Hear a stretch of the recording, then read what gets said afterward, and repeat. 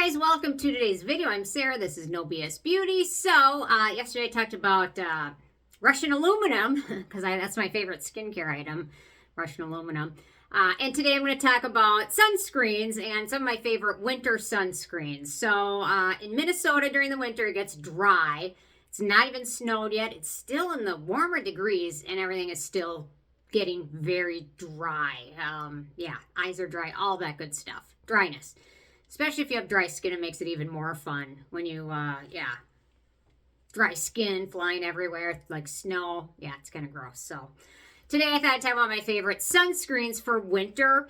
And in the winter, there's a little bit of sun here and there, but it's still important to wear sunscreen, especially if you live somewhere that does get snowy because the sun reflects off the snow, ice onto your face.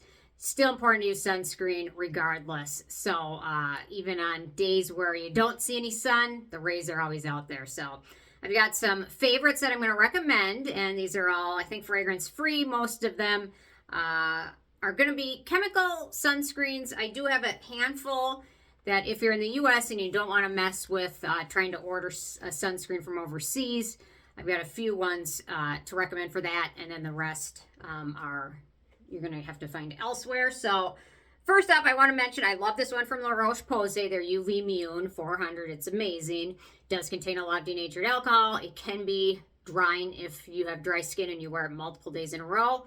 If your skin tolerates it, this is always going to be, in my opinion, one of the hardest working ones. Nothing wrong with using it during the winter if your skin tolerates it. But for me, I find this to be on the drying side. So I typically use it on the days I'm going to be out the most, the highest sun rays, sweaty days, things like that. So thought I'd mention that. Never bad sunscreen. So yeah. So other ones, if you're in the US, so Canmake Mermaid Gel. Technically, they don't market this as a sunscreen, although this one does say it, but they have a website in the US where you can order it from, or I think even on Amazon, and they don't tend to market this as a sunscreen per se.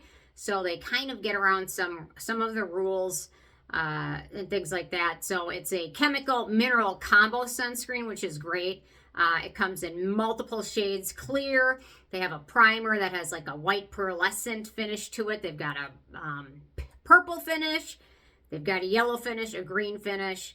I tend to like the clear one the best, but it's a nice combo. Mineral chemical sunscreen. You can never go wrong with this stuff. It has no scent to it. It's lovely, and I like the combination of mineral and chemical filters because for things like melasma, they tend to more and more research is coming out with melasma saying that it might be better to be using zinc-based sunscreens or per se like organic or mineral sunscreens.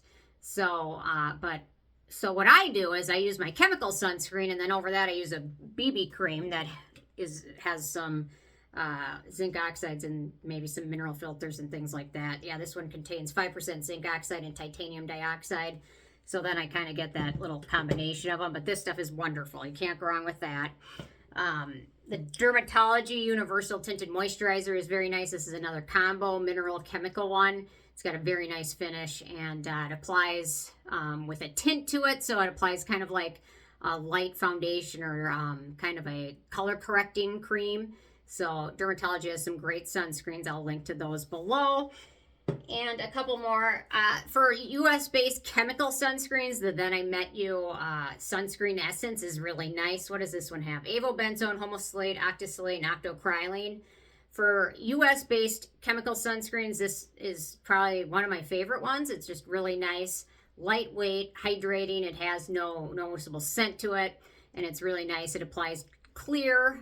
If you're very sensitive to certain chemicals that sting your eyes, I typically attribute that a lot of the times to avobenzone, but it may depend on the person. But a lot of times when people mention stinging eyes, I typically notice it's an avobenzone sunscreen, which is the UVA filter, which is why the American American chemical sunscreens are kind of sad because for UVA filters, it's avobenzone and that's it.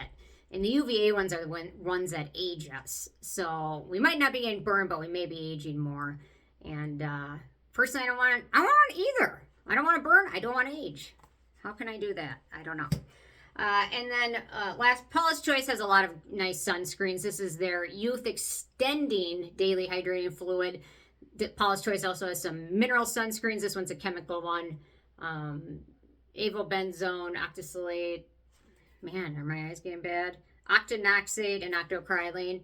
So this is a nice one. And then on to everything else. Oh, I should mention if you're... Oh, I grabbed the Survival 30. I meant to grab the 30. Here it is. This one's a nice winter sunscreen for some areas.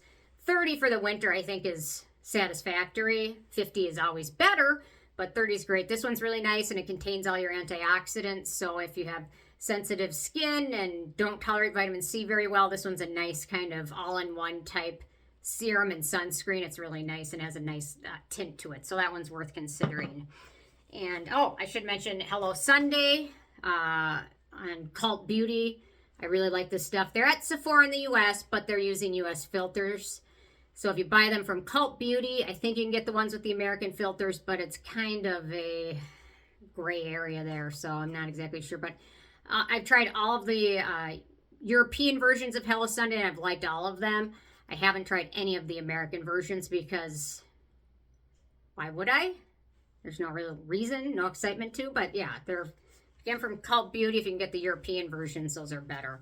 Okay, the rest of these are going to be like K-Beauty stuff. So I'll just start out with the one I'm currently absolutely loving, the Round Lab Camellia Collagen Sun Serum. This stuff's really nice, lightweight. I did a review on it if you want to check that out. I also did some try-ons and things like that. It applies really nicely under sunscreen. It's a chemical, got chemical filters in there. It applies clear, transparent, has no scent, has no alcohol in it. It's really nice. A lot of these are probably going to be very, very similar now that I think about it. Another one I'm using today underneath my makeup is the Iunik. What is it? The Beta-Glucan Barrier Sunscreen. This one's really nice for hydration. Beta-Glucan is great antioxidant, anti-aging, soothing ingredient. So if you don't use a lot of beta-glucan in your skincare, this is certainly worth considering. It's really nice, and it feels nice on your skin. It soaks in really nice. It applies clear, all that good stuff. I can't remember if I've done a full review of this one or not, but if you want me to do a full review of any of these, let me know. I think I've reviewed a lot of them, but not all of these, so let me know. Okay, next up is the Benton AirFit UV Defense Sun Cream. This one is really nice from Benton. It's another chemical sunscreen. It applies pretty transparently. It has no scent to it. The finish on it is a little bit more glowy than some of the other ones, but I prefer it with my dry skin. I like all the glow I can get, so that typically involves this product. It's wonderful and very affordable, so this one's worth checking out. I think they also have a mineral version of this as well, so if you prefer mineral, you can check that one out too. Okay, next up is the Beauty of Joseon. So they have, Beauty of Joseon has a handful of sunscreens now.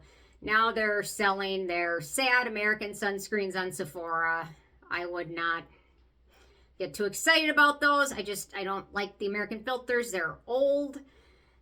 There's nothing terrible about them, but they're not as good as a lot of the European filters, in my opinion, in terms of how they feel, how they smell, how they protect, UVA protection. They're just not as good. We just haven't updated any of ours in a long, long time. So these are great. This one has no scent, no alcohol, and it's lovely. And their probiotic and rice sunscreen is great. Yeah, they have a sunscreen stick, which I don't love. And they have a ginseng sunscreen serum. I love everything about it except the scent. It's very strong, so keep that in mind. Okay, next up is the Round Lab Dokdo sunscreen. This one's SPF 50. It's got chemical sun filters in there. It has no scent. It's super lightweight. It's really nice. Their birch juice sunscreen is great as well. That's the first sunscreen I tried from Round Lab. Actually, now I think about this one's Round Lab too, but yeah, their birch one is great. No scent to it. They've got a lot of great sunscreens, and I haven't tried any of their sunscreens that I've been disappointed with yet, so I really like them, and they tend to be unscented and tend to not have a ton of alcohol in them, which is nice for winter when your skin gets super dry. Sometimes alcohol can just be a little bit too much for some people's skin. Okay, P-Calm Water Barrier Sun Cream. This one's also really nice. These are all going to be very similar. They probably all have very similar filters. Heck, they might all be made by, this one's Korea. I'm just trying to think of Colmar, Korea. Might have made a lot of these. The Isn't-Tree one is great too, but yeah, it doesn't say on the box, but or on the bottles.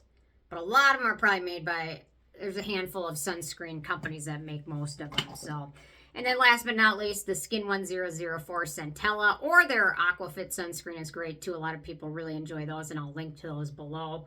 But yeah, a lot of those probably have very similar, if not near identical base formulas. And then they put in their Beta-Glucan, or they put in their rice extract, or they put in their Camellia extract in here. They put in their Beta-Glucan, and they're all probably very similar in terms of their actual ability to protect. So anyway, so those are some of my favorite ones for winter. And if it's very strong or sunny out, then I go with something stronger like the Roche Posay, or Bioderma has some great stuff too. But typically with sunscreens, La Roche Posay, Bioderma are great. You typically can't go wrong with them. You're not going to have issues like you find with Ultraviolet or Naked Sundays or some other brands that are smaller, that don't have the resource abilities that L'Oreal does. Yeah, there's a reason why La Roche Posay has such great sunscreens. They're owned by L'Oreal. They have all the research abilities and capabilities. Many of the filters that are on the market today are created and invented by L'Oreal. So yeah, they're definitely standing out amongst all the brands. So anyway, curious if you have a favorite sunscreen for winter and what it is. Leave it below. Or if you don't change it, let me know. I definitely change it for winter because it's dry here. So yeah. Okay, thanks so much. I'll see you guys tomorrow. Bye, guys.